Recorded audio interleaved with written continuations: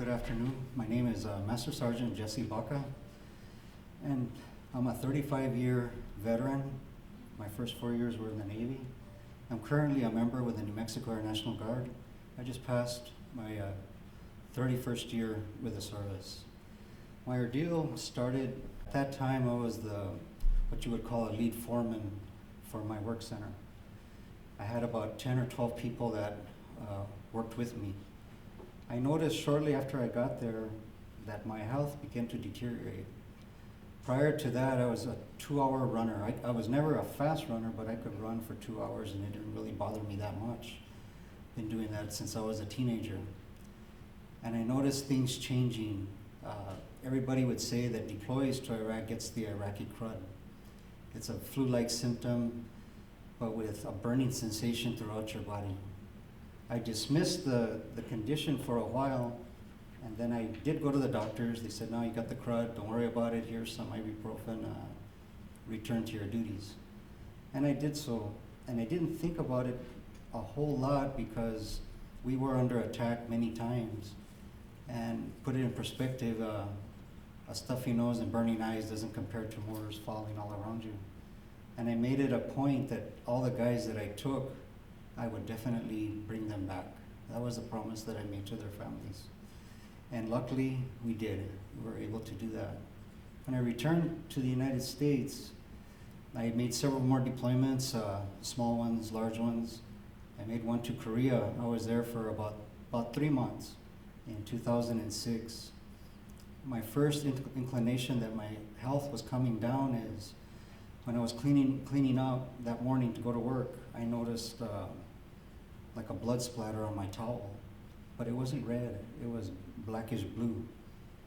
Didn't think a whole lot about it, and then it happened several more times. And during that time, I called my wife and told her, hey, something's going on here. There again, dismissed it, finished my job, returned to the States, and she had made a dermatology appointment. And like most guys, we don't like going to the doctor. We got better things to do. I went ahead reluctantly and I went. They had a biopsy, and 2 weeks later they came back with the findings, said that I had basal cell carcinoma. And thankfully in my family, cancer is a rarity. And here I was facing this cancer just prior to Christmas. I got the phone call, I debated, how do I tell my family this? I said, well, I better tell them before they find out from somebody else. I called my wife and told her, and before I knew it, she set the ball in motion, got me the best doctor that she could find in Albuquerque, and I got lucky. They were able to remove it. I didn't have any other procedures. The surgery took care of that. I healed up, I got myself back on worldwide duty, and I redeployed again to Iraq in 2007, October. I was there probably roughly a week, same conditions, except it was a little bit worse as far as the smoke and all the hazards. And I noticed myself getting sick. This time it really hit me. And I had like triple the amount of pressure that I had from the first one. And I went to the doctors and same thing, same exact diagnosis. But this time, I stayed sick through the whole trip. And they even offered me, do you want to go home? I said no. I brought these guys and I made a commitment to finish it. And we did. We finished. I came back with Colorado Air National Guard. We came back to the United States and continued my job. I'm also a technician with the Guard, so I'm there all the time. And in 2008, early on in the spring, I kept getting sicker. Went to many doctors in Albuquerque, and nobody could find anything wrong. Our favorite word that we were listening to is, it's inconclusive. Then why am I sick? Fevers, cold chills, fatigue, can't run anymore. Tried to, or I could at least get through my PT test, because in the Air National Guard, as the military, you gotta be able to do your physical training. How I managed to pass those tests, I still don't know how I got through it. And for that first year and a half, I went through kidney stones. The cancer had not returned, but I started developing the lesions, got those taken care of, but I was still plagued with these breathing problems. what's wrong with me? Why can't I run? Why can't I do what I do best? And I noticed my job, I was having more and more difficulty working on these airplanes. I've been a fix-it guy for many, many years, and I was having trouble distinguishing diagrams, picking up my tools. And I said, well, maybe I'll just blame it on old age, because I was approaching 50 very quickly. And that wasn't the case. And we exhausted all the medical treatment that we could in Albuquerque, went to the VA, got the ibuprofen, and that was about it. My wife, who's very, very determined, found a doctor or doctors in Denver at the National Jewish Hospital. By God, we were there one day and they found it.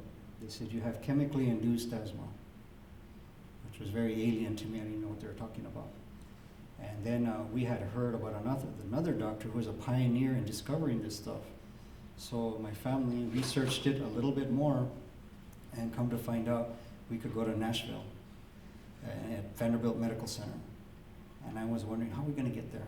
I mean, as a military person, your funds are very limited. But you can't say no to my family, to my wife especially. We're going to get this done, it doesn't matter. We lose the house, it's no big deal. Which put me in a panic. And I said, no, it is a big deal. And anyway, we got out there, and Dr. Miller agreed to see me after many, many visits. And I got to give credit to Air Compassion. If it wasn't for them, we could have never made those flights. I was willing to throw in the towel, because during the time that I was talking to the VA, they said, you also have PTSD. And I felt myself throwing in the towel, and my wife said, no, we're not going to do that. I went ahead, to make a long story short, I had a lung biopsy. They call it a wedge biopsy. They take 3 pieces of your lung through your side, and I very underestimated the surgery. It was, I'll be honest with you, it was brutal. It was, ended up being almost a 3-week ordeal. I had a very bad incident that night. The chest tube dislodged. They were pretty much writing me off. Thank goodness the surgeons there were able to take care of that. But in doing so, we had to do this to get answers. The doctor said, there is no cure for this, but I needed to know why I was like this. You know, you start questioning your sanity after a while. You know you're feeling bad, but you got no answers. Well, lo and behold, we got the answers. They weren't the best news, but it's news that I could live with. At least knowing is better than not knowing. And we found all these different conditions that Matt described a while ago, and now we had something to fight with. And now we've met up with the Sullivans, we've met up with Senator Udall, who's willing to take this fight even further. And when I agreed to come out here, I felt that I had to give back. So, in spite of all the bad that we have had, I have met so much good. And it's funny, it's kind of a trade-off, but I feel that I'm definitely ahead in all this. We've met some fabulous people. I knock on wood every day. Thank God we got to meet these folks. And bringing it out in the open and getting this looked at is just paramount. I'm proud of my military duty. I would do it again in a heartbeat. If God would return my health, I would gladly sign up and go again.